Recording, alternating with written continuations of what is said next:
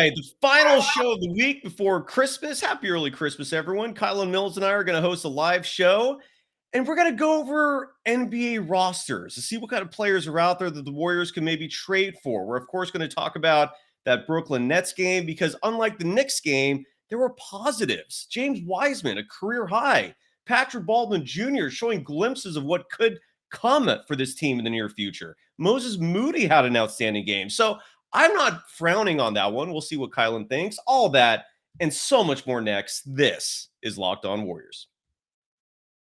You are Locked On Warriors, your daily Golden State Warriors podcast. Part of the Locked On Podcast Network, your team every day.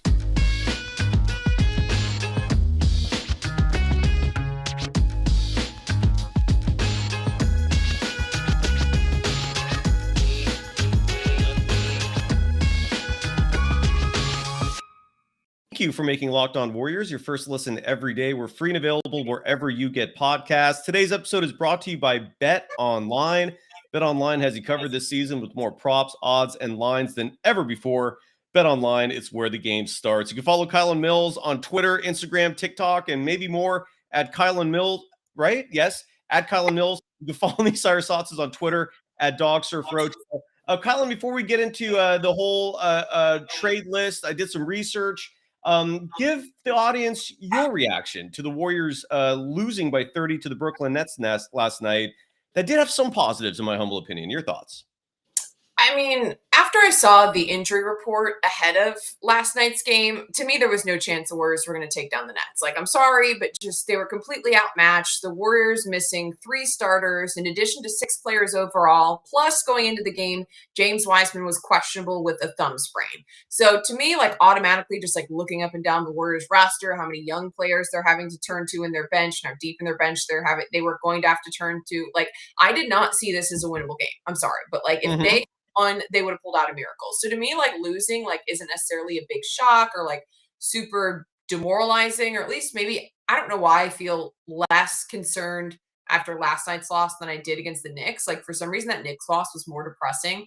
And maybe just because there were, we were still just so depleted and some additional players banged up and whatnot. But I thought there were some bright spots. So, I mean, first of all, James Wiseman, you've got to address the 30-point performance. I thought he was playing confident. He was finishing at the rim. He looked better and was just able to put up numbers. And I think the more times James Wiseman sees the ball go into the basket, the more he plays aggressive. And he's another player that I believe getting extended minutes when he knows that he's not going to be yanked out for making 1 or 2 mistakes is going to be beneficial for him. Right. The problem is he has a longer leash and is able to do that when the Warriors, are in a game like this where they're super depleted as far as injuries and their roster goes.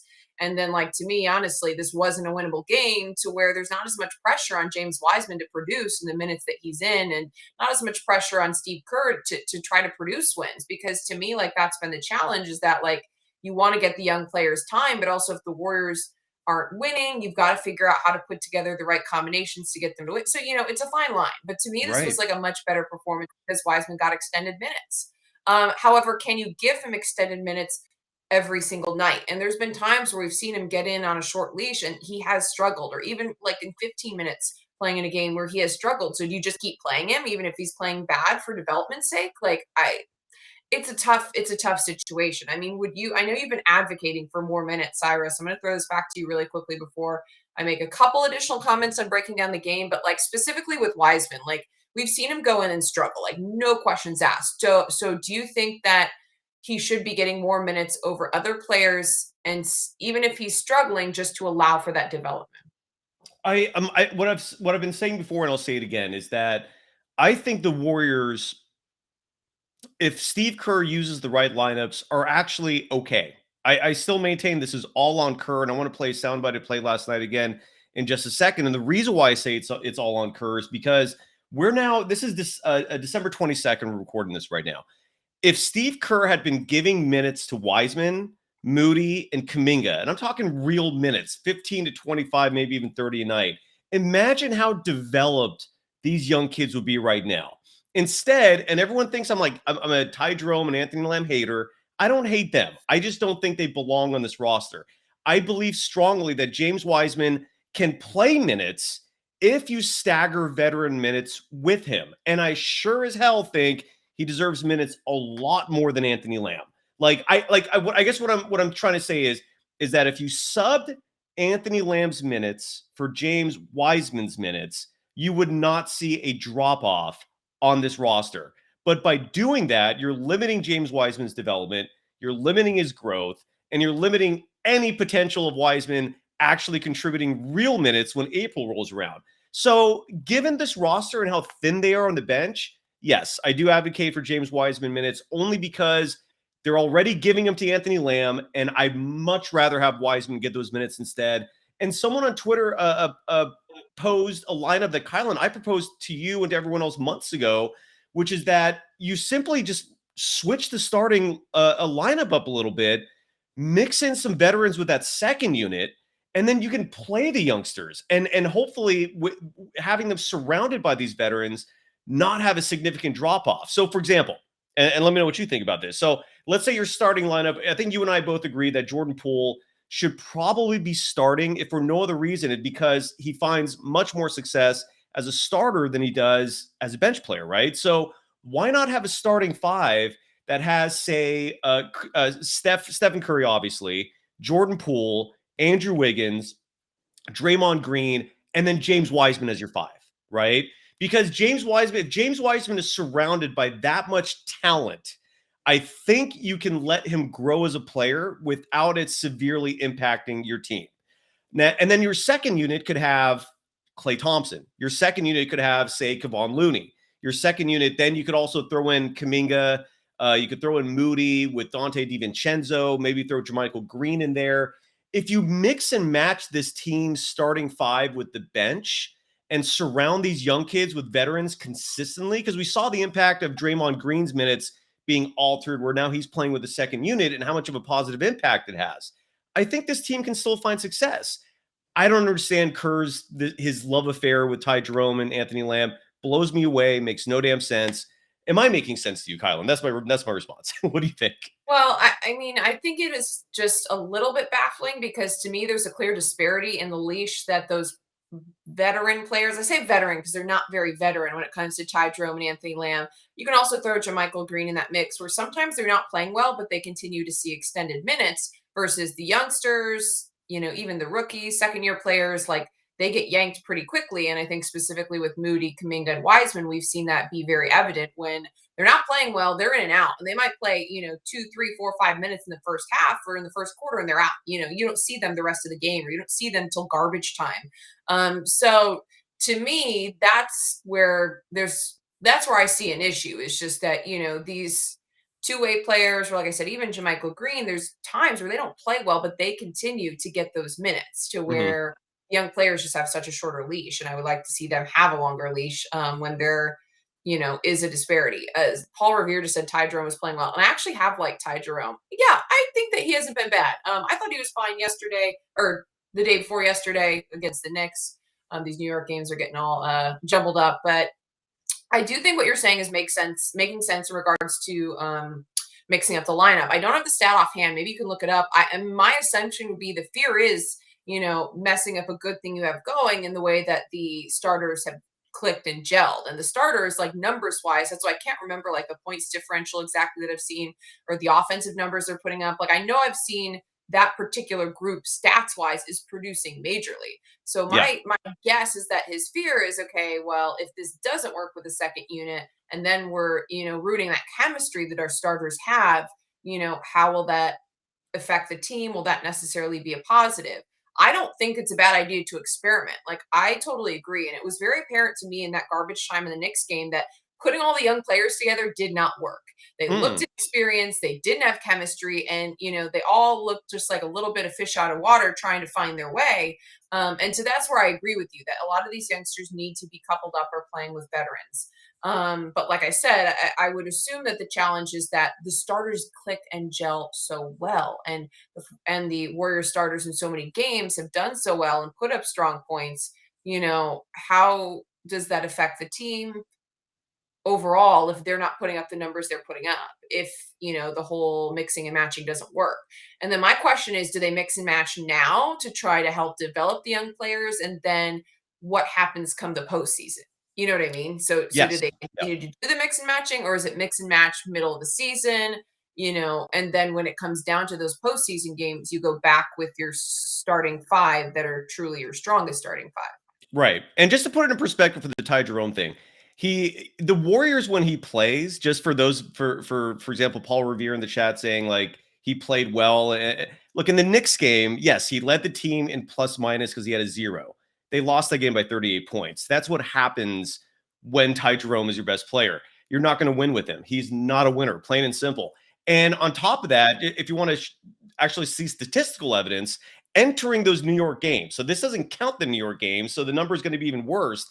The Warriors are outscored by 22.9 points per 100 possessions when Ty Jerome plays, the worst on the team. So statistically, I don't. The eye test doesn't register with me because defensively he's horrible. The eye test doesn't register with me offensively because all he seems to do competently is dribble the basketball. That's just not enough. Okay, like he's not a consistent shooter. He's not a turnover machine. And someone on Twitter mentioned that that's why Kerr loves him, and I do agree. But that's not enough. This team has always been a turnover machine. They play recklessly at times, but they're so talented they overcome that. And I'm sorry, like I don't think Ty Jerome should be getting minutes over Moses Moody. I don't think Ty Jerome should be getting minutes, obviously, over Dante DiVincenzo. The good news is he doesn't. It's just DiVincenzo's been hurt. In just a minute. Sorry, do you have any rebuttal to that? Please do if you have it. No, I mean, I don't think that Ty Jerome is a bad player, but I think someone made a good point in the chat, and I don't know where the comment went, but just that the difference is that Ty Jerome and Anthony Lamb, what you see is what you get. Those players close to their ceilings versus the Warriors young players who were, first round picks for a reason because of that potential, not necessarily because they're there right now, but because they have a much higher ceiling. So I agree with you with the fact that, they shouldn't be getting those two-way players, shouldn't be getting minutes over some of the young players. However, I'm not going to allow the Ty Jerome bashing train to continue because I don't think he's a bad player. Last night I was just looking at the stats. I feel like against the Nets and Knicks, he's done fine.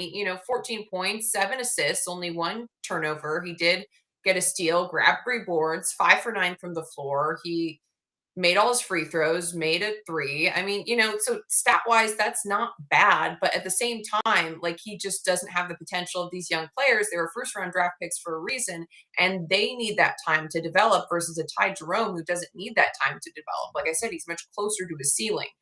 So that's where I feel like the minutes disparity, should be different and should be swung in the way of these young players because they do have that ceiling, but they need the playing time in order to be able to get there. Ty Jerome doesn't need the playing time to get there. I don't think he's a bad player. I don't think he's a bad addition off the bench, but he's also limited to 50 games in the season, and what happens after that. I do think he's bad. And look, if he was a decent player, the Phoenix Suns would not cut him after 1 season as a first round draft pick. The Oklahoma City Thunder would not have cut him after 2 years.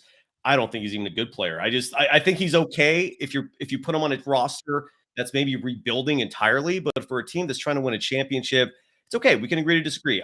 Yes, as Craig Ross wrote, he could be a star in the Magic, but on this team, he has no business out there. I'm not saying he's a star or even deserves, the rotation minutes over. So I'm not saying that. I'm just saying I don't think he's a crappy player, but like he's just not at a championship caliber contributing level. So I agree with that. See, I don't mind him being on the team even. I just don't want him taking minutes from Moody. That's the one player that he's stolen minutes from this season, and that's the part that just it bothers me. I don't understand what Kerr's doing there in terms of limiting Moody's minutes. I know they're just starting to increase, which is good.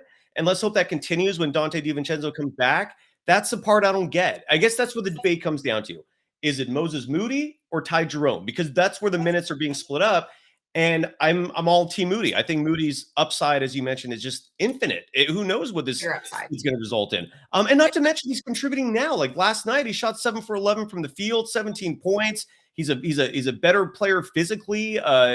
Anyways, in just a moment, we'll say though that Moody is to me in the same boat as Wiseman and Kuminga as well, to where what we saw last night is him producing more when he has those extra minutes and a longer leash where he knows he's not going to get pulled. Because I don't think Moody has looked great in every game that he's come in, but typically it's when he's only been limited to a couple minutes per game. So I think there's evidence when you look at all of these young players across the board, when they get extended minutes, they're able to be more productive and more effective, because Yes. I think a big part of it is that mentality of knowing you go in, and if you make a mistake, you're going to get yanked out. And to me, it just looks like all of the youngsters are develop and play more free when they know that they do have a little bit of leeway. And Yeah. Moody, to me, that was evidence of that last night, because he looked Yep. much better than he has recently. You mentioned the stat line, just much improved. And I think it does make a difference. And, that Kerr should be more cognizant of, and more intentional in doing that with all three of them.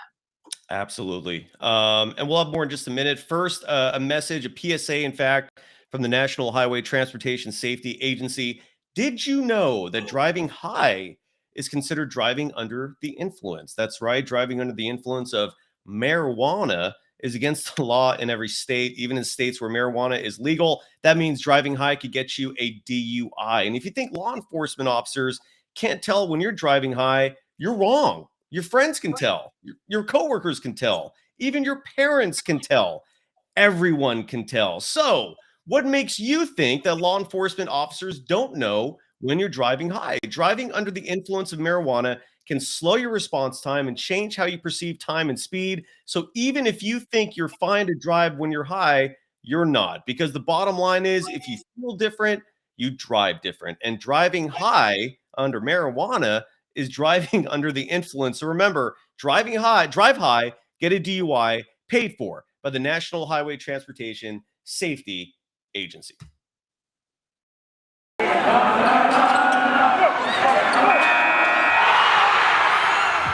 are Locked On Warriors, your daily Golden State Warriors podcast. Part of the Locked On Podcast Network, your team every day. For making Locked On Warriors your first listen every day. Make sure to check out the Locked On Sports Today, the biggest stories around the sports world in 20 minutes or less, plus instant reactions, game recaps, and Locked On's take of the day. Locked On Sports Today, available on YouTube and wherever you get your podcast. You can follow Kylen Mills on Twitter, Instagram, TikTok at Kylen Mills. You can follow me on Twitter, Cyrus Saatsaz at Dog Surf Roadshow. First of all, the reason why I mockingly say marijuana is because no one ever uses that damn word. Just a tip to the National Highway Transportation Safety Agency. Pick a better word if you want to actually connect with people out there. No one is actually saying that. What's the word people say on the street? Like pot? Weed, just Weed? like or just say getting high without actually, because Yes. so many people use like cartridges. People are doing edibles. There's other drugs you can get high on. I just think it would be more effective if they just said getting high. I don't know, instead of saying marijuana. Like, whoever says that? Anyways, so I want to play this soundbite real quick. I played it last night, but Kylen, I want to get your feedback on it, because when I hear this soundbite from Steve Kerr, I hear someone who like just doesn't like James Wiseman. Like, he literally tried to diminish the 30 points. He quickly threw in there, well, we did lose by 30. But then he also glowingly raved about Ty Jerome. Dude, the Kerr is driving me insane this year. So anyways, I would love your feedback on this. Here is Steve Kerr following last night's loss to the Nets. What are your thoughts on how James played tonight, and are there any plans to keep him with the big club beyond this road trip? James did a great job tonight. It was fun to see him, kind of let loose and get some minutes and make the most of it. Did a lot of good things offensively. I thought the second half, our young guys were much better than they were last night in New York. So it was good to see them get out there and execute and make some shots. Patrick Baldwin got hot there, and obviously James was really efficient, and Ty Jerome kind of connected everybody during that second half run. So, that was encouraging, but you lose by 30. That's it's small consolation. What are your thoughts? Yeah, right. I mean, like, there's nothing, like, it's not like he did great. I heard a parent talking about a child he's disappointed in, a child that he wants to just get rid of. Your feedback on that soundbite, Kylen? Are there parents out there that just want to get rid of their children? He sounded like one. I don't know. Sorry, that just cracked me up. Just thinking about parents. He's like, yeah, I don't like this one. I don't like the third child. I just say, I'll just get rid of him.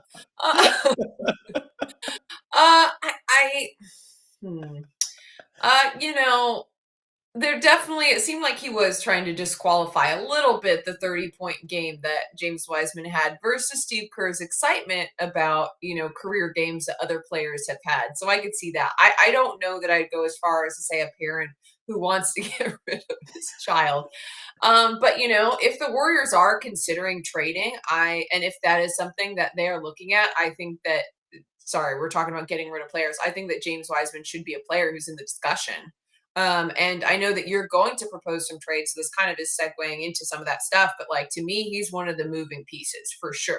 And I don't know who else you're willing to get rid of, Cyrus, but to me, like, I don't know. I mean, maybe one of the rookies, but to me, like, I feel like Wiseman and Moody are the two that I would see as moving pieces. I just don't think you can get rid of Jonathan Kuminga. But let's just say if, and I don't know that the Warriors are even considering trades because Bob Myers traditionally does not like making midseason trades. But as we've discussed, we both feel like the Warriors need to add a big, especially someone who's going to add some reinforcements in that second unit. And to me, like, Wiseman and Moody would be the two that I could see shipping out in exchange for a player who would be worth it, who would help maximize this roster as it is. And the Warriors certainly owe that to their, stars and to Steph Curry and Klay Thompson and Draymond Green. And I still think they are one roster upgrade away from being defending champions. Yeah, I in fact, and I'll conclude the show adding to this, but I really think they could be fine as is. I really do. I mean, when you look at the standings, they're not that far back. See, you're walking back what you've said before, Cyrus. You have said feel like they need someone else. They need to again, if they actually, but then James Wiseman scoring 30 points last night, I really think, and I want to show two comments. So James Wiseman performance has instilled additional confidence and has changed your mindset a little bit. Oh, well, I think if Steve Kerr is genuinely vested in him and wants him to succeed and actually puts the effort into it, I think it could be a recipe for success. DY, for example, writes, if they play the young guys, they will win. Myers and Kerr got to stop beefing. There's some truth to that, I think. And then this question right here from Jack Evershed writes, how often does developing NBA talent get better hands, in reference to James Wiseman? And what I respond to that with is, and this is where I'm frustrated with Kerr, is because James Wiseman did not have that issue his rookie year. He was not fumbling the ball. This is clearly a confidence issue where he's overthinking, and as a result, the motor skills are not all firing, on the same on equal cylinders. And this is where Kerr has to coach and instill confidence in this kid. Anyways, when we come back, I'm going to present my trade list. All right. Because I did a lot of research. And there's a lot of players out there. And so, and these are players that I think the Warriors could realistically attain. I'm not listing every player. Like, I'm not putting Bam Adebayo out there, for example, who I would love, but I don't think the Warriors have any chance of that. But these are realistic players. So we'll talk about it in just a moment after we give some love to BetOnline. Sorry, Kylen, for blocking you here. Here, why don't I do this? Why don't I switch us? There we go, so I can be blocked. Because I know people would rather see you than me. Okay. Not doing any makeup today. Just block me. So BetOnline.net is your number one source for sports betting information, stats, news, and analysis. The president of BetOnline, Jimmy Shapiro, I always think of him being like just almost like a mob boss. Jimmy Shapiro, and like he's running a sports gambling site. So he emails some odds every now and again that are kind of interesting. And we're about to get into a trade segment. So Jimmy Shapiro listed the next team for Zach LaVine and DeMar DeRozan if the Chicago Bulls decide it's fire sale time. And for DeMar DeRozan, the favorites to get him will be the LA Lakers, followed by the Miami Heat. That's a weird one. And then the Celtics, Mavericks, and Grizzlies are tied for third. If DeMar DeRozan goes to any of those teams, they're going to be drastically better, especially if they don't give up anything significant in return. Do you think DeMar DeRozan goes to any of those teams? Do you think he gets traded? What do you think your Chicago Bulls are going to do this year? Oh, that's a good question because I think the Bulls were thinking they would be in a much better position than they are now. Like, this wasn't supposed to be a rebuilding year, and that's what is so frustrating as a Bulls fan. Like, they felt that this team felt like they had the core. They signed Zach LaVine to that big contract last season. DeMar DeRozan comes out and has, a career year with the Bulls. Like, hey, maybe he's found a home. Maybe he's, found his place and this is somewhere that he can excel. And like, this wasn't supposed to be a rebuilding year. So I don't even want to answer that as a Chicago native and a Bulls fan. And then, someone just mentioned Lonzo Ball messing everything up for the Bulls. Absolutely. His whole injury status has just completely thrown them off kilter because they were really banking on him being able to run the floor for Chicago. Yep. So this was not supposed to be this way, Cyrus. So I hate answering that. I don't want more DeRozan to go anywhere. Oh, I don't know what they're going to do, but like, this was not what this season was supposed to be for the Bulls. Like, this was not supposed to be a tip. Like, I can't. Anyways, as someone who grew no, I up in hear you. the 90s Bulls, it's tough to watch what the franchise has gone through since then. Some brief sparkles of hope during the healthy Derrick Rose seasons, but that's about it. It's been pretty brutal.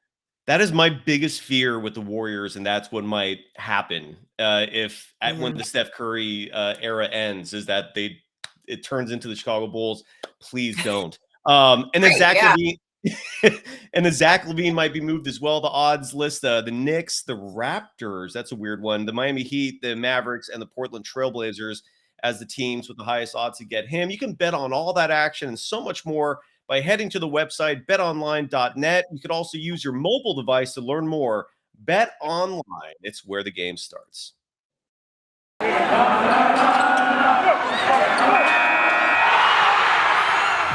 are Locked On Warriors, your daily Golden State Warriors podcast. Part of the Locked On Podcast Network, your team every day. Thank you for making Locked On Warriors your first listen every day. We're free and available wherever you get podcasts. Before I go to the trade list, I saw a comment here which does bring up a good point. This is from Sean, the anti-CPTD. I don't know what that means. But he writes, why does everybody hate Wiseman? If you go on social media, there are a lot of people who claim to be Warriors fans who hate on this kid. I mean, like, instead of being happy for him that he put up 30 points, that he shot 12 of 14 from the field, that's what really stuck out to me. They're instead, I'm seeing a lot of commentary of it was just one game, they still lost. In your opinion, Kylen, why do so many people really dislike James Wiseman? I mean, I just think there's frustration because of the hype that there was going into him being drafted. I think him being drafted second overall hurt him because people expect players who are drafted second overall to come in and be ready, or to be a lot closer to ready than James Wiseman has been. And then you add in the injury factor and the fact that, the Warriors haven't even gotten close to scratching the surface with him because he hasn't played in, consistent number of games because he was hurt, in and out of his rookie season. I don't know. I just feel like players who get drafted that high, just face in some regards, unreasonable expectations from fans and from people around the league, because you expect a player who's drafted that high to be ready. And you look at some people. I love your dogs. I love your dogs. Just Go ahead. open the door. Like, I don't understand. Like, that door was closed. But I also think, and I think he also faces, a lot of comparisons because, for example, the Warriors could have had LaMelo Ball. And I always see that one popping up. And, LaMelo Ball has come in and be able to do this. And they point to other players in the past. This person came in and was able to make an impact. They didn't take this long to develop. And so you get some of those comparisons to where it looks like, compared to other players, that Wiseman just ain't it, versus, hey, let's be patient. Let's see, this may be a player who we drafted based on potential, however, needs more time to develop. And, some of us ain't got that kind of patience.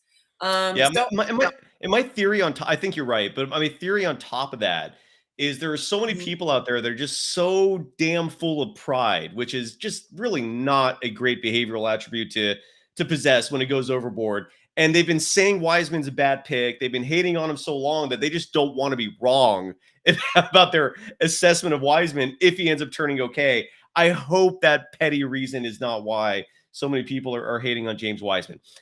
All right, so we're going to make the trade part of the show a new show. So thanks for watching. And if you want to see all the players that we researched for possible trades for the Golden State Warriors, watch the next show. Coming up next, this is Locked On Warriors.